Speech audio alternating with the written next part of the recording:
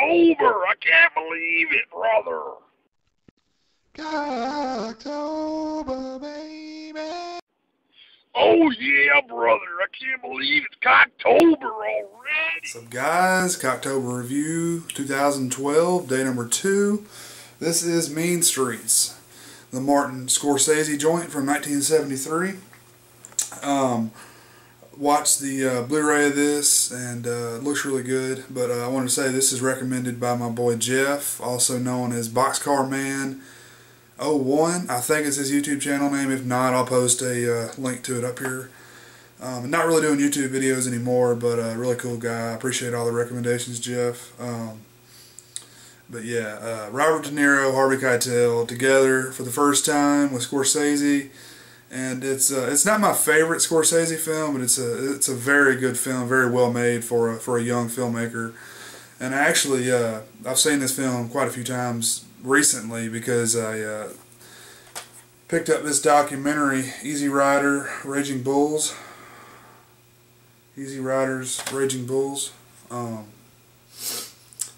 This is a documentary by Kenneth Bowser, but it's actually based on a book of the same title written by Peter Biskind, and it's basically about the time period, late 60s, late 60s, early 70s of the new generation of young filmmakers, and kind of doing things their own way and just doing a lot of new stuff, going a different direction in Hollywood. And I'd highly recommend it. But they do a big feature on Scorsese and Mean Streets in this one, and that's basically what started his career, and made the film on a fairly low budget, and just really accomplished a lot. Really something different. Probably one of the first of this type of gangster film. This was, what did I say, 73.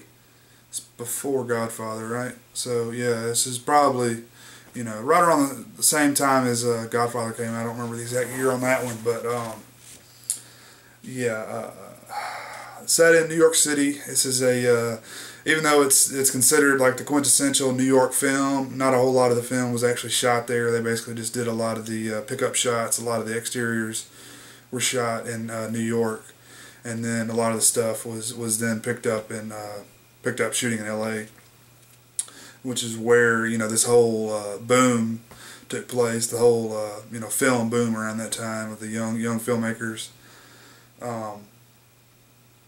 Yeah, it's just a great film. Basic plot of the film: Johnny Boy is Robert De Niro's character. His good buddy is Charlie. They've been friends since they were kids. Johnny Boy gets into some trouble with the mob, ends up owing some money, and doesn't pay the money back, and basically gets himself in trouble. Harvey Keitel tries to bail him out, Charlie, and it works for a little while, and then eventually Robert De Niro's character just turns into an asshole, says I'm not paying you, and gets them all into a lot of trouble. And it's much more in depth than that, but it's no reason to go any deeper than that into the plot.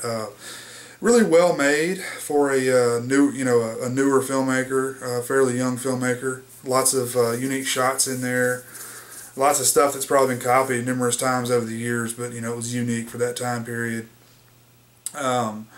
Music, lots of, not a real soundtrack to the film. It's really just lots of rock and roll tracks. Lots of rock and roll. I get some jazz in there, other types of music, maybe some blues, but the clearing all that music for the release was about half the budget of the film. So Scorsese still does this to this day. He uses a lot of popular rock tracks from around that same time period in a lot of his movies.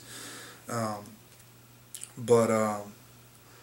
it's a great film if you haven't seen it. Like I said, it's not my favorite Scorsese film, and I've seen it a few times lately, and it's kind of not as interesting to me. It's kind of a little bit boring now, but definitely if you haven't seen the film, check it out.